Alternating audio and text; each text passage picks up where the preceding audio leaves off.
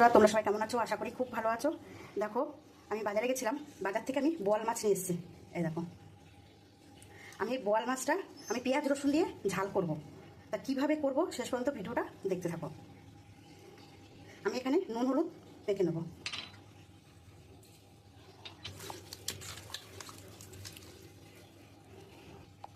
আমি নুন হলুদ দিয়ে মাছটা খুব ভালো করে মেখে নিয়েছি। এবার আমি এক এক করে ভেজে নেব।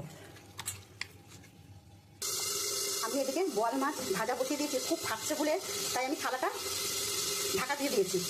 এখানে দেখো, পেঁয়াজ রসুন আদা আর গরম মশলা আমি এখানে পেস্ট করে নিচ্ছি, আর এখানে একটা টমেটো পেস্ট করে নিচ্ছি, আর এখানে দুটো আলু কেটে রেখেছি, আমি সিদ্ধ করে নিচ্ছি একটু। এখানে দেখো, ঢাকা দিয়ে আমি মাছটা ভাজছি। আমার মাছ ভাজা হয়ে গেছে, আমি তুলে নিয়েছি। আমি ওই মাছ ভাজার তেলের মধ্যে গোটা গরম মশলা, জিরে আর তেজপাতা ফোড়ন দিয়ে দেবো। আমি আলুগুলো ভেজে নেব।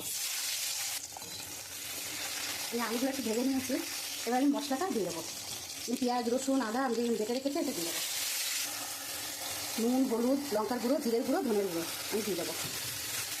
আমি এখানে টমেটো পেস্ট করে রেখেছি, ওটাও দিয়ে দেবো।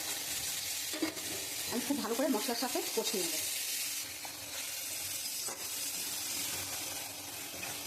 দেখো বন্ধুরা, তেল ছেড়ে দিয়েছে। আমি অনেকক্ষণ ধরেই কষাচ্ছি। এখন খুব সুন্দর গন্ধও বেরিয়েছে।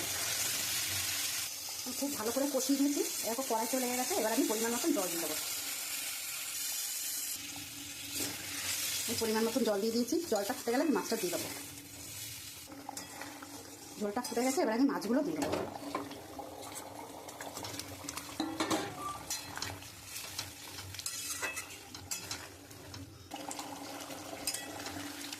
আমার মাছটা হয়ে এসছে, এবার আমি একটু গরম মশলা দেবো।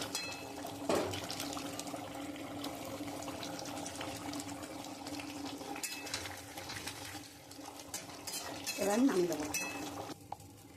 দেখো বন্ধুরা, আমার বোয়াল মাছের ঝোল হয়ে গেছে আলু দিয়ে। যদি আমার এই রান্নাটা তোমাদের ভালো লাগে তাহলে একটা লাইক কমেন্ট শেয়ার করে দিও। আর তোমরা এরকমভাবে করে খাও, আশা করি খুব ভালো লাগবে। প্রথম থেকে শেষ অবধি ভিডিওটা দেখার জন্য অনুরোধ রইল। ধন্যবাদ।